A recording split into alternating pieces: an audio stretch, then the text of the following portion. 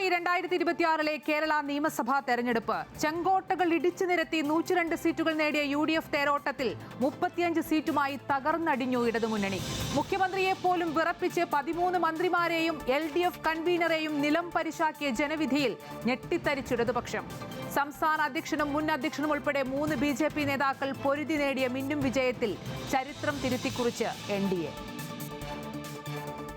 2021 99 സീറ്റുമായി തുടർഭരണത്തിലേറി ചരിത്രം കുറിച്ച ഇടതുമുന്നണി 5 വർഷങ്ങൾക്കിപ്പുറം 35 സീറ്റായി തകർന്നടിഞ്ഞതും മറ്റൊരു ചരിത്രമായി മാറുന്നു.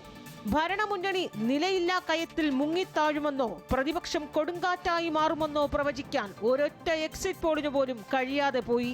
100-ലധികം സീറ്റുകൾ നേടി തരംഗമുണ്ടാകുമെന്ന UDF നേതാക്കൾ ആവർത്തിച്ചിരുന്നെങ്കിലും ആർത്തിരമ്പിയ തിരമാലകൾ ഒരു സുനാമിയായി മാറുമെന്ന് അവർ പോലും കരുതിയിരുന്നില്ല.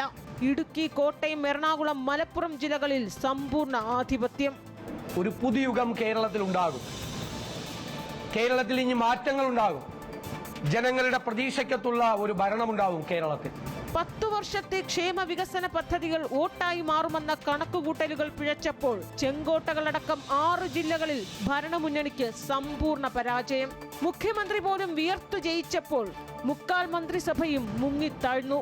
കണ്ണൂരിലെ കോട്ടകൊത്തളങ്ങൾ തരിപ്പണമായി.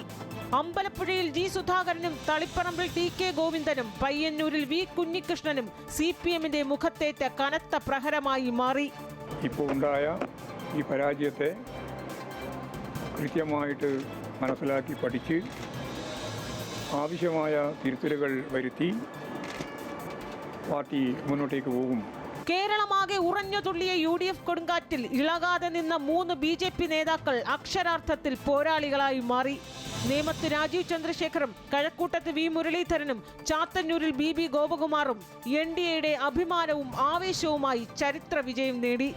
അപ്പോൾ ഈ ഇലക്ഷൻ ഒരു CPM ഇലക്ഷൻ ആയിരുന്നു. ഞങ്ങൾക്ക്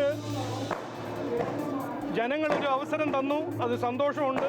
അധികായന്മാർ കടപുഴകി വീണതും യുവത്വവും പുതുമുഖങ്ങളും വെണ്ണിക്കൊടി പാറിച്ചതും ഘടകകക്ഷികൾ തോറ്റു തുന്നമ്പാടിയതും സടകുടൻ എഴുന്നേറ്റതും കണ്ട 2026 തിരഞ്ഞെടുപ്പ് എക്കാലവും ഓർക്കേണ്ട രാഷ്ട്രീയ പാഠം തന്നെയാണ്. അമൃത ന്യൂസ്, തിരുവനന്തപുരം.